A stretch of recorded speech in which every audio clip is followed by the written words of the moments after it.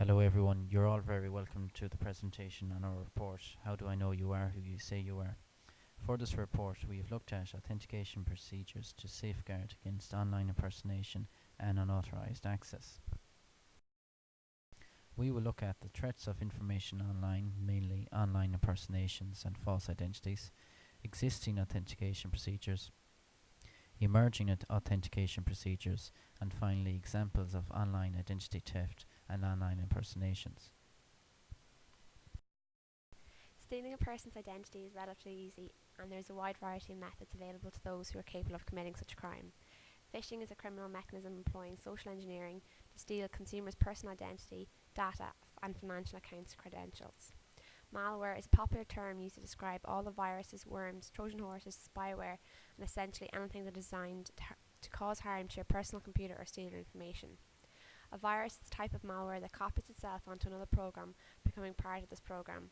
A worm is similar to a virus in many ways, however, it is a standalone piece of software that does not need to host a file to hold it. In various organisations, the ability of verifying a user's identity is vitally important in establishing trust in the business procedures. Proper and secure identification of a person or their device is essential for safeguarding and maintaining the confidentiality, integrity and availability of a company's IT structure. There is a wide variety of authentication procedures, but essentially all serve the same purpose. The following procedures we believe to be the most important for companies and persons trying to protect their personal information. Two-factor authentication is a great technique that adds another layer of protection to your confidential records. It is a simple procedure which protects information with something you know and something you have. Possession and knowledge are generally used together to create two-factor authentication. Knowledge or something you know is specific information the user holds, generally a password. Possession or something you have is a hardware token like a code sent to you which acts as a key to access data. Essentially, it is a security solution which improves the safekeeping of vulnerable data by applying various levels to the authentication procedure to determine the identity of the user before they gain access to the files or network.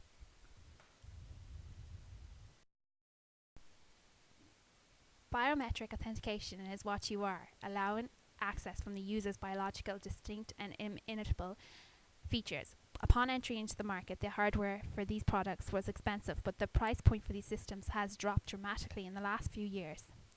Voice recognition can be a complex area because of the various components that need to be considered, such as types of speech, background noise, air pressure, and temperature. Fingerprint scanners have been around for years. Users swipe a finger on a scanner and the system compares the print to an authorized personnel. Facial scans and iris scans are very popular means used for identifying users too.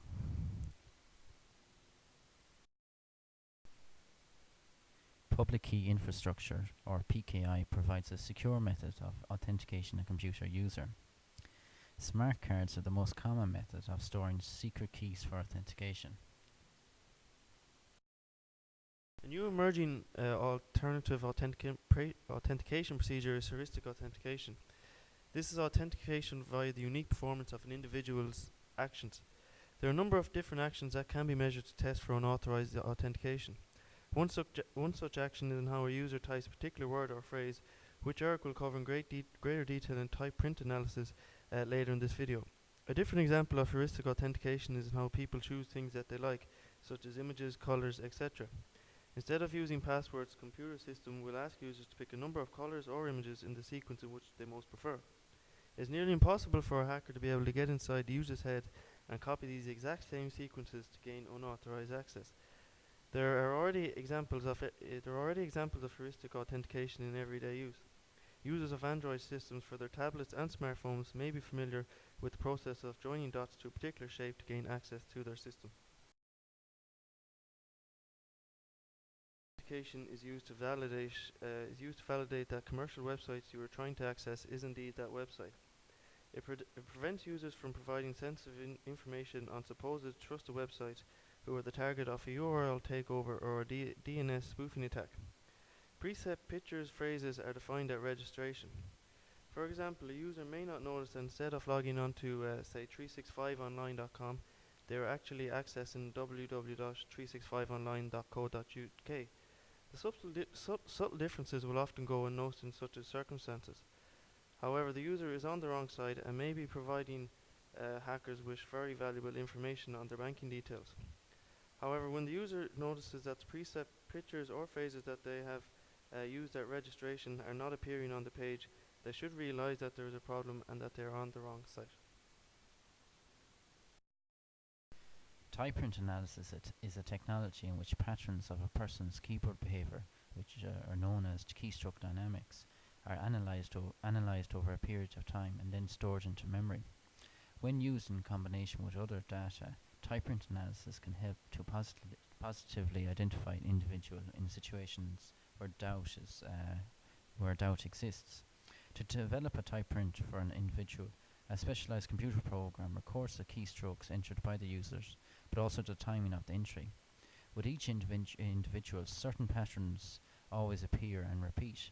These characteristics have been formed over years of keystroke use and are unconscious behavior and are extremely difficult to change or fake. In 2011, Google released a statement announcing that the Gmail accounts of a select number of US government employees had been compromised by Chinese hackers. Spear phishing was reportedly used in the attack, where hackers hoped to locate extremely sensitive information on the Department of Defense employees' personal computers. Another example is in October 2012, the state of South Carolina suffered a massive data loss of more than 3.6 million social security records after the government servers were breached.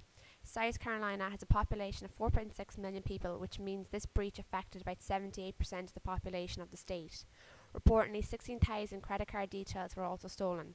It took nearly 3 weeks before the hack was discovered, only after the US Secret Service first received information regarding the incident. Okay folks, that concludes our presentation. I hope we gave you a greater insight into the authentication procedures that are used in everyday technology. This has just been a brief insight into our report. We hope you will read the rest of our report and get an even greater understanding of authentication procedures. Thank you and good night.